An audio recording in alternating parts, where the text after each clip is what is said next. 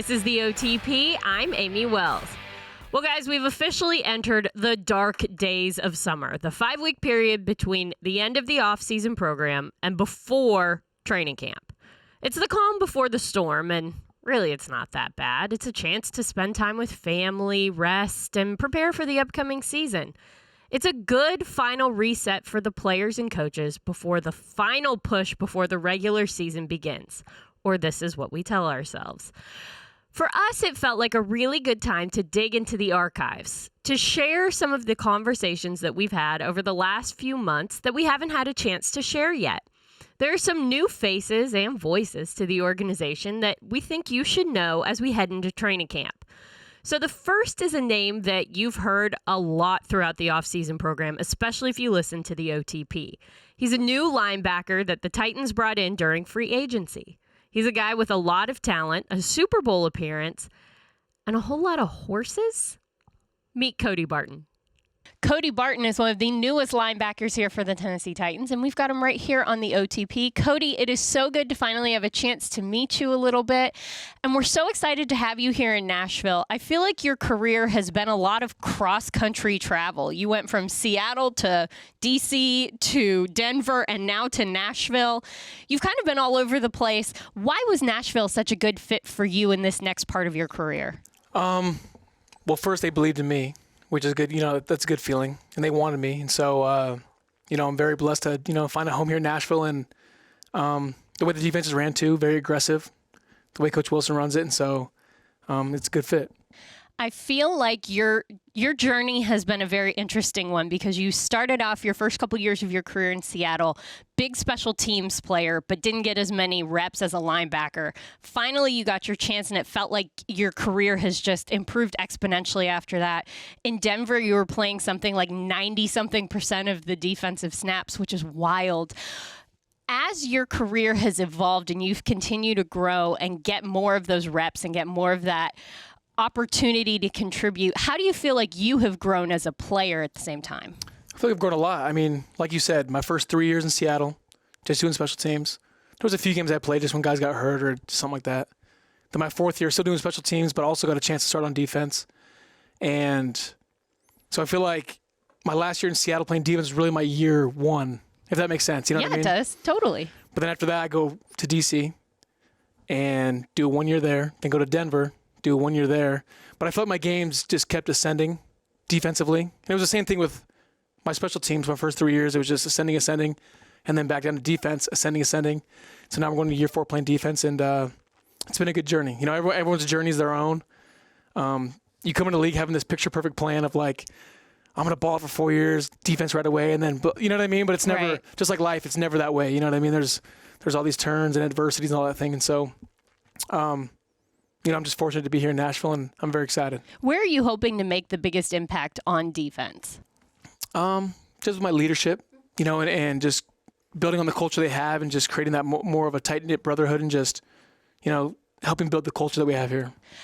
I think you're interesting because you're from Utah originally. You went to school at the University of Utah, and your whole family, it feels like, went there as well. Was there ever a world that existed where you were not going to be a Ute? No. Yeah, so my mom and dad both played at Utah. That's where they met. And they ended up staying in Utah. And so then when we were all born, our goal was, we want to go play at the U like our parents did. Yeah. And so my older brother went there, then I went there, then my sister played volleyball there, and now my little brother's a senior there. Oh, my gosh. So he's the last one. It's so cool, though, to have a family legacy and to really be like all in on a school and just a region. That's such a neat thing to have. But also, there's got to be a lot of competition within your family. If all of your siblings went there and played sports there, I mean, that's got to be wild, right? Yeah, it's pretty cool. I mean, we all expected we'd go there. Like, our whole dream was to go to the U and then go pro. And, it's kind of hard to explain just because I grew up in it, but we all expect that out of each other. And so to us, it's not as a big deal, right? That's just the standard. Yeah, just our standard that we have as a family. But outside of going to the U and all that stuff, everything we do in our life is competitive. Who's going to get to the truck first? Who's going to finish their food first? You know what I mean? Every little thing turns into a little competitive game, and who can win is something. Just there's always something, finding ways to win, But it's fun. Having that standard in your house and growing up with it to where it doesn't even feel weird to be that competitive, though, that's got to impact the way that you not only interact with people when you're at work, your very competitive job, but also the way that you prepare, right? Yeah. And I think the way we were raised in that competitive atmosphere, it's translated not just into football, but just into how we live our lives, and I think if you have drive and you have that competitive nature in you, it just, not just in football alone, or it just kind of brings out the best in you and brings out in the best in others. You know what I mean? Just around you. And so, I'm very fortunate the way our parents raised us. At times it wasn't easy. Our dad was pretty hard on us. But, at the time when I was young, I'd be like, I feel like I didn't like my dad at the time. But looking back, as you mature, right, you realize that they want the best for you, and that's why they were pushing us. As such a competitor, is that why you like a more aggressive style of defense? Yeah. And also I think that's due to personality. I feel like I have a pretty aggressive personality. But I don't know. I've always been pretty aggressive, but I don't know. Maybe it does. I'm not sure. Okay, I've got to ask you. You have a ranch, grew up on a ranch. Explain your ranch. Do you just have one? So we have a family ranch. Okay. It's called the Barton Ranch in Utah. Can't disclose the location. That's just okay. We don't need to know, or we'll Google it. Middle of nowhere, Utah. But we got a ranch out there. My dad and uncle are first generation ranchers. 2002, 01 or 02.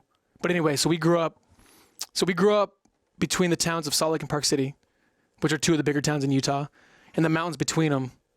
And then the ranch from there was about a little over an hour away. And so Monday through Friday we'd go to school in the city, do our ball, and then Friday afternoons we're headed to the ranch, go.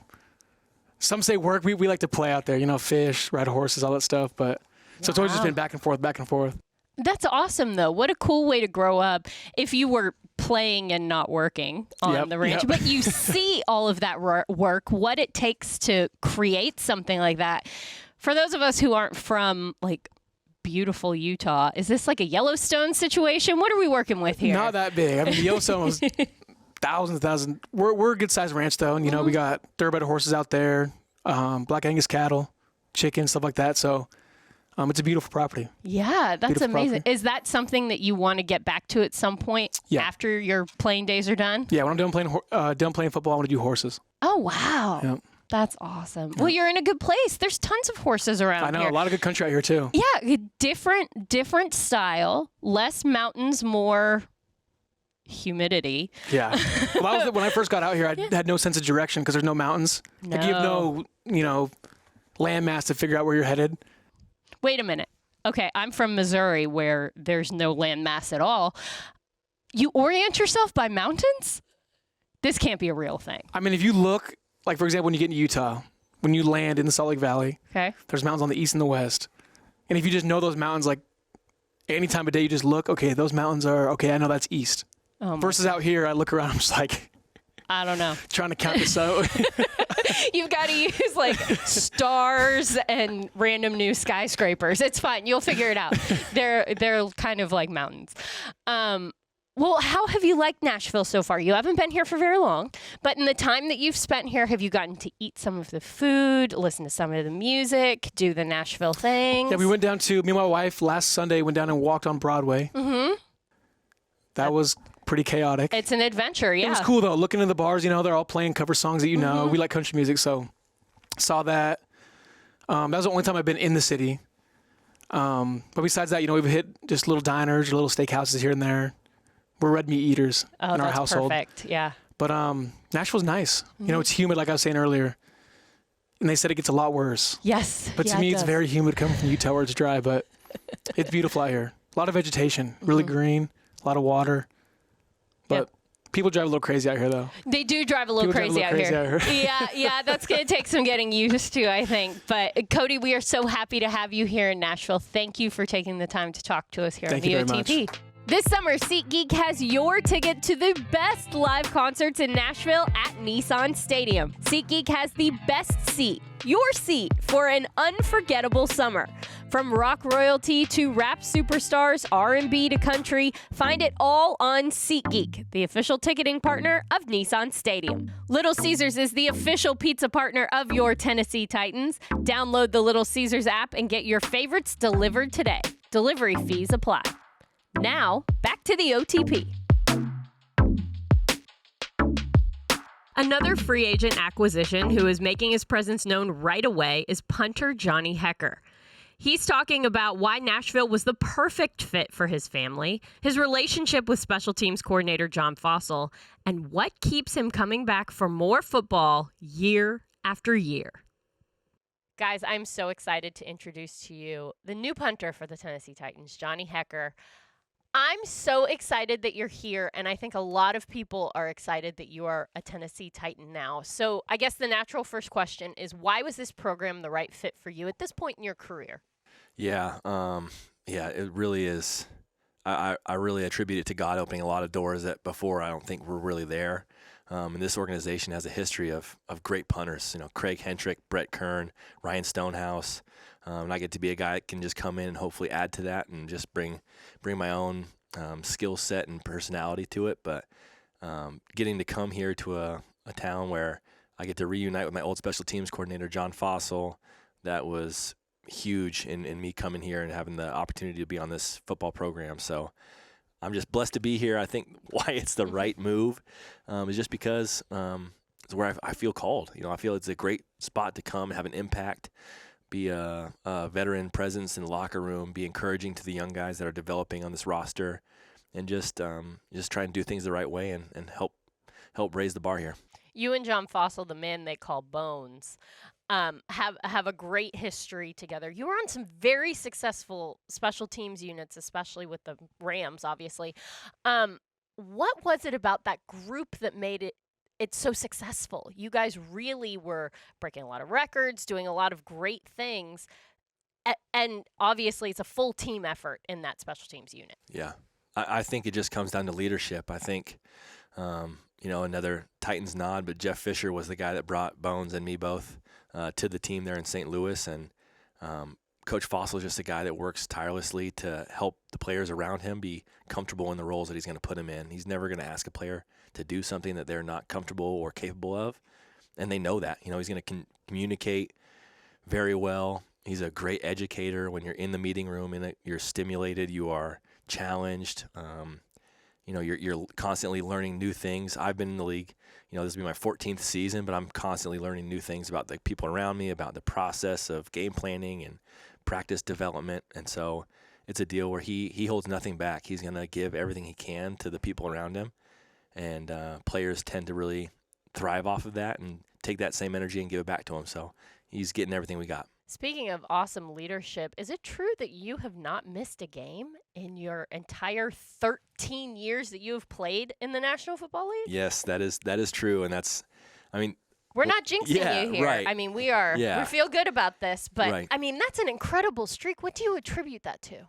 The NFL, it's a very physical league, and granted, I do play one of the least physical positions in that league, but I've had great trainers. I've had a wife in my corner that challenges me to make healthy decisions, to schedule the chiropractor to come over, to get people, within my circle that are going to help take care of my body and just do things the right way. So I don't attribute it to anything I've done per se, but just a lot of great strength coaches, great trainers, massage therapists, a ton of people along the way that have just contributed to my longevity and just being available.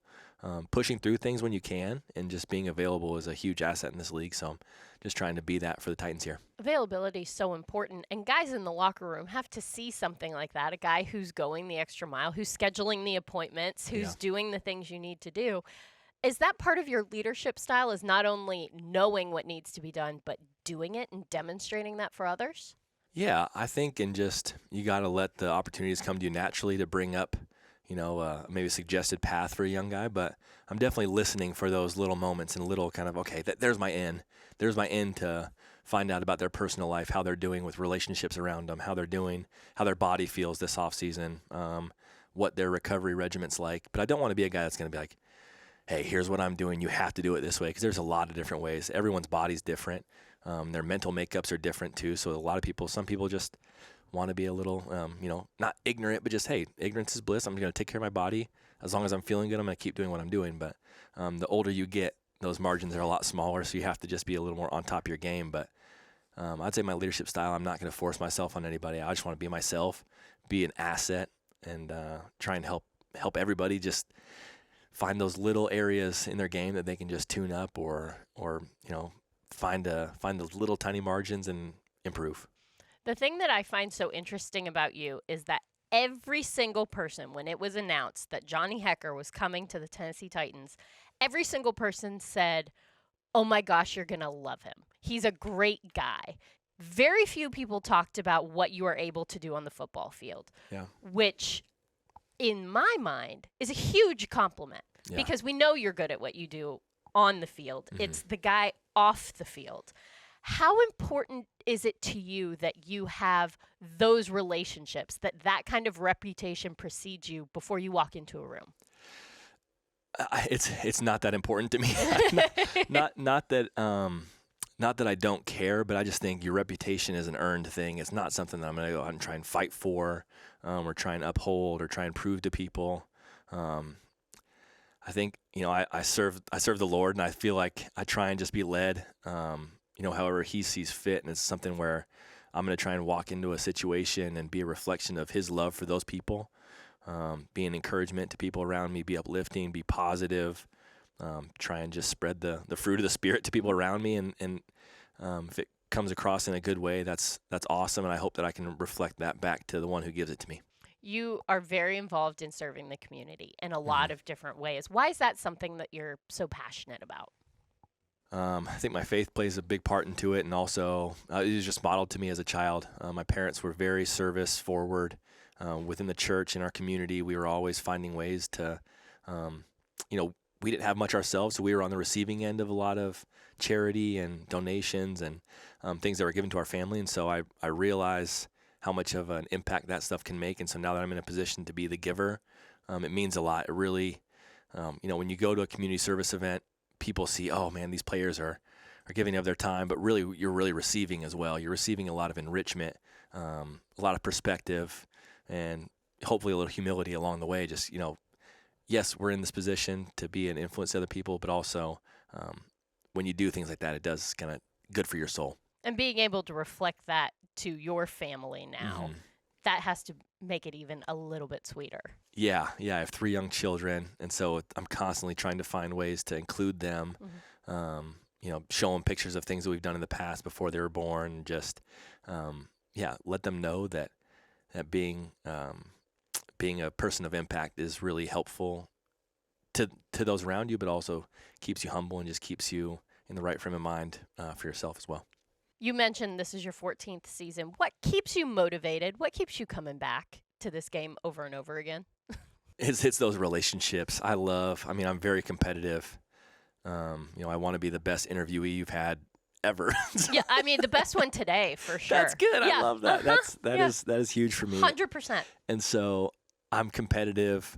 And I love just the beauty of football is there's so many different styles and types of people and ways to do it. And so there's so much to learn, so many people to build those relationships with, because every play it takes 11 of your guys to beat 11 of their guys. And so the team that's more connected, more willing to go the extra mile for each other, has more success than the other team on the whole. So I love the game of football. I love how you're never going to have it perfect. There's always something to learn, something to strive for, something to improve.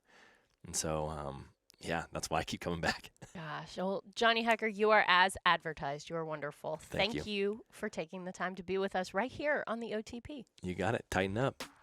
Hey, Titans fans, with a Kroger Boost membership, you'll score big with double fuel points, free delivery, and lots more.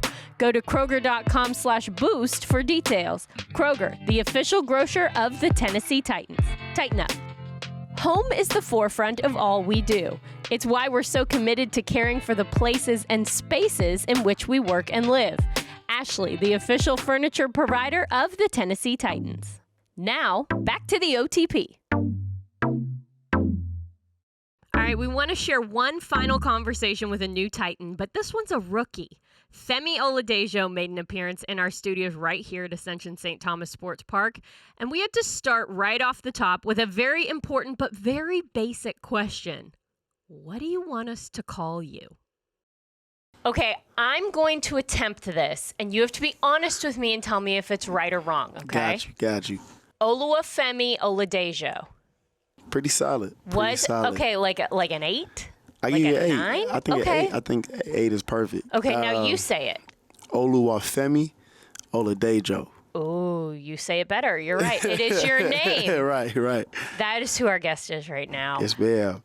Femi? Do Yep. people call you Femi? Yeah, Is for that sure. what you're going by? Or I do am. you like the full name? I actually do enjoy the full name. Yes. But, to help out society, we say Femi. Now, funny story, because my name is pretty hard to pronounce, in middle school, whenever I had a substitute teacher, you have the full roster name out. So they'd get to my name and always butcher it. Yeah. So I started Panic. and it, and I just say, call me Moses, because that's my middle name. Okay. And then as I got older, I started to embrace it more and started going by Femi for short, but wanted the full presentation to be Oluwafemi. Now, there is a beautiful meaning to that name, correct? Tell us There about that. It means God loves me. Now, That's strong. it is strong. Now, it's hilarious because, the night I got drafted, I think the commentator, he mentioned that, and he was like, and his name means God loves me, which God loves us all, And it was just hilarious. But, that's what the meaning is. Yeah. Oh, that's fantastic, though. So, Nigerian, is that correct? Your Correct. parents are from Nigeria? Correct. Some of your siblings were born there. How did that influence the way that you grew up, the way that you were raised, and maybe how are you seeing that now as you are an adult? Yeah. My parents migrated to California in 1996. Before that, they had 2 of my siblings, so my older brother and my older sister. I'm the youngest of 4 total. But I think overall, the biggest things I learned from being a first-gen child is just the principle of hard work and discipline and structure and order and how important family is. I think my parents did a great job instilling in us foundations of having relationships with our siblings, our brothers, sisters, and then just friends that we met and are still friends with, how to actually build a relationship with. So I'm very grateful for it, and it's huge in who I am today. It seems incredibly transferable to football, being in a locker room, being part of a team, working hard, doing your part. Yep. That has to help you out, having those foundations just ingrained in who you are. Yeah, 100%. I think like the most natural thing is if I see someone in the locker room, I'm going to say what's up, whether I know you or I don't. I think even right now, in the off season, you have 90 guys getting cut, guys coming in, but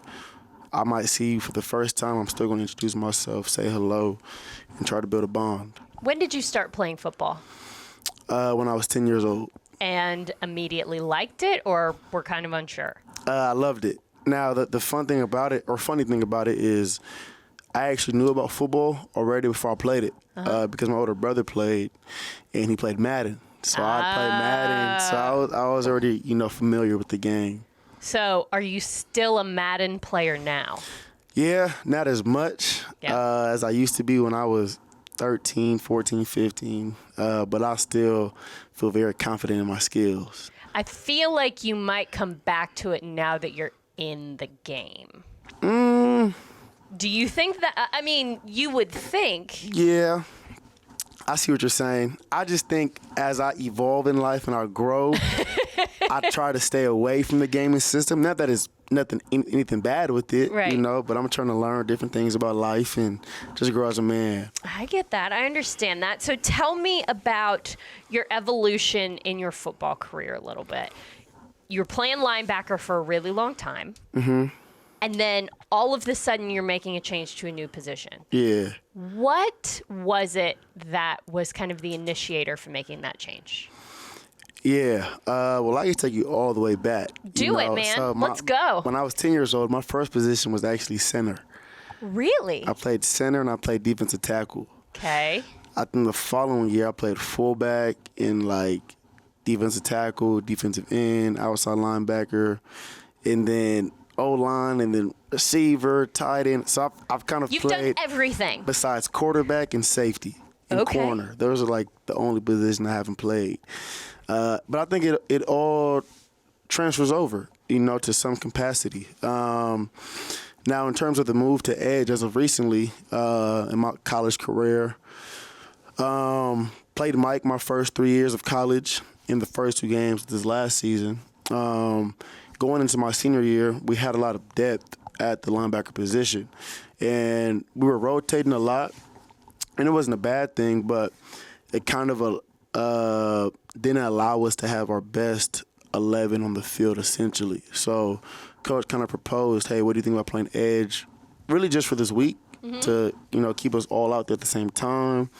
And we had a great defensive game, and we just kind of kept taking it week by week, and now we're here. So. And now you're here. You are in the National Football League as an edge rusher. Correct. Are you surprised that this is where you have ended up?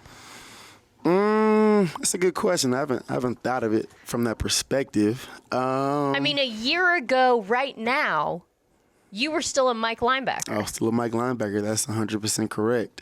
With that being said, it is kind of surprising, But overall, I'm grateful. I'm just grateful for the opportunity, and definitely not the one to take it for granted. I just want to me, prove everyone that believed in me right, prove the team right, prove the coaches right, the staff, and ultimately God. So just excited. It's been a great time so far with the vets, the rookies. It's been a great mesh. How fundamentally different are the two positions? Not tremendously. I think obviously as a Mike linebacker, you're going to coverage a lot more, and you have to be a lot smarter. But I think making the transition from edge or Mike to edge was easier than what it would be from an edge to a Mike. That's true. Because as a Mike, you already kind of know what the edge is doing. You know what the back end is doing. But when you're an edge, you primarily only know what you're doing. So for me, it wasn't as hard as of a transition. Now you get to do the fun part. You're rushing the quarterback all the time. Just rushing the quarterback, playing the run, just going downhill, and I think that's what my body's built for. Okay, what makes you like contact like that so much? Why are you this way? I don't know. It's just a game of football, and I feel like not everybody's like this, but at least for me, the more and more I love football, naturally you're gonna love the contact of it, or at least you should. So, it's you can be aggressive without having to get a chance of going to jail. You know what I mean? So why not go smack somebody? So. That's what I would say. Some people like contact because they're angry, and that's how they get all of that out. Yeah. You seem like a guy who likes contact because you're having fun. Exactly. And that's usually what I tell people, because I'm not really the angry type. I don't really hold grudges.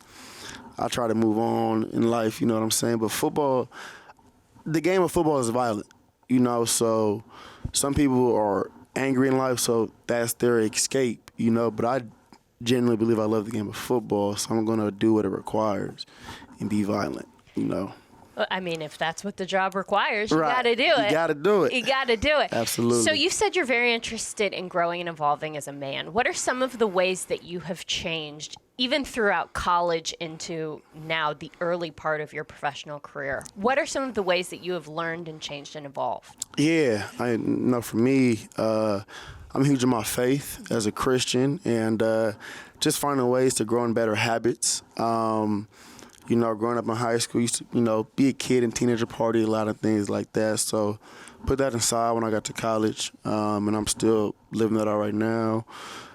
Just trying to find ways to give back to people and to serve in any type of way, whether that's to my family or friends, or just people around me and my teammates, And then for myself, I would say reading more books, whether it's spiritual books or life books, growth books. I'm reading a few books by Tim Grover right now. He's a really known author. Used to be a trainer for Michael Jordan, Kobe, and Dwayne Wade. and then learning about real estate and personal training and just a lot of different things. Your brain must be rolling all the time. I think so. Yeah.